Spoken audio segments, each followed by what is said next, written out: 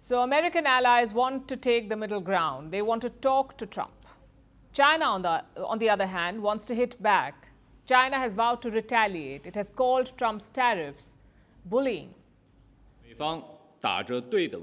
China has repeatedly stressed that there are no winners in trade wars and tariff wars, and protectionism is not a way out. The unilateral tariff hikes by the U.S. violate WTO rules, harm the common interests of people of all countries, and do not help solve the problems of the U.S. itself. It is clear to everyone that more and more countries are opposing the U.S.'s unilateral bullying actions, such as imposing tariffs. Out of the entire lot, China faces the highest tariffs, a whopping 65%, that is if you add up yesterday's reciprocal tariffs and all the previous duties that Trump announced earlier. The total comes to some 65%.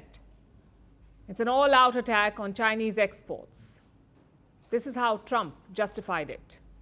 So, if you look at that, China, first row, China, 67%. That's tariffs charged to the USA, including currency manipulation and trade barriers. I think, in other words, they charge us, we charge them less. So how can anybody be upset?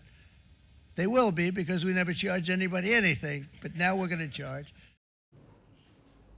Trump's tariffs could cripple China. The impact is already showing. Experts are assessing the potential damage to China's economy, and they paint a bleak picture.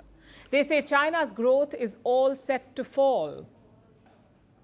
It may fall by over 2 percentage points. China's currency, the yuan, is weakening. It has hit a 7-week low after Trump's announcement. Chinese stocks have also slumped. The markets, both in Hong Kong and mainland China, ended the day's trade in red. There could be more pain in the coming days. So can China avoid it?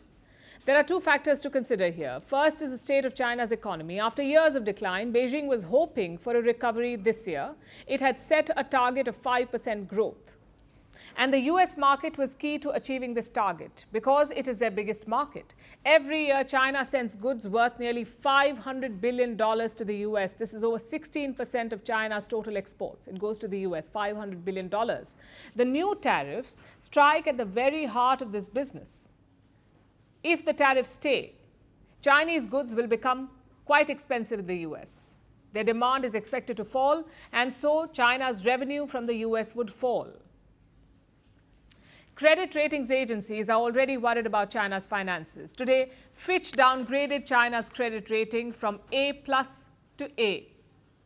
Fitch has highlighted two problems. The first is weak finances of China's governments, both at the central and local level. Their finances are a mess. Their debt levels are very high and rising.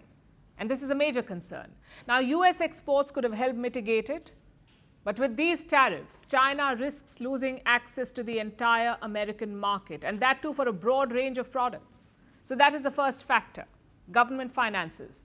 The second factor is the state of US-China relations.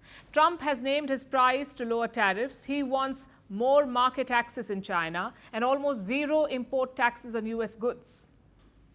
So just like others, China too will have to negotiate a deal. But unlike others, this is going to be a tough conversation for Beijing. It's going to be much harder for them to strike a deal with Trump. The talks could take months. And remember, China faces the highest tariffs in Trump's plan. He will not scale back easily. He is also not on the best of terms with Chinese President Xi Jinping. So this is not going to be easy, whenever they start a conversation, that is. As for the tariffs, they will come into effect in less than a week. Beijing is trying hard to soften the blow. President Xi Jinping is making moves on various fronts. A few days back, he met with top CEOs from across the world, at least 40 of them, and the Chinese president tried to win them over. He promised them stable policies. In the same breath, he also attacked the United States. We must jointly maintain an open and cooperative international environment.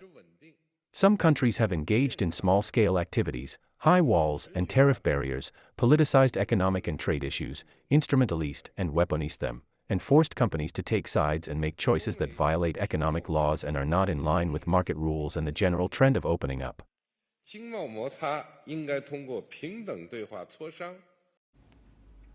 That statement now sounds outdated because Trump has set the US and China on a collision course. A deal is a long shot. Beijing has warned that it will strike back. It has made no announcement so far.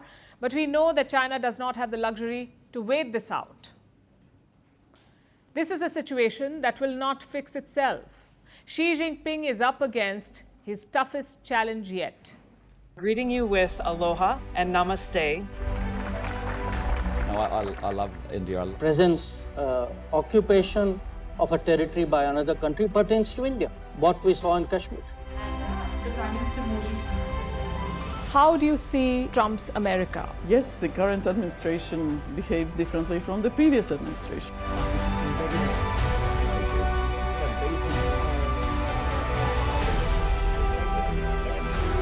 Are you saying that there are foreign powers who are trying to bring down the current government in Syria? Exactly. Plunging, Iran, maybe Russia too. Prime Minister Modi committed to South-South, cooperation. Not over 50%. Is Ukraine prepared to pay the price for that peace? No compromises at the cost of territorial integrity and sovereignty.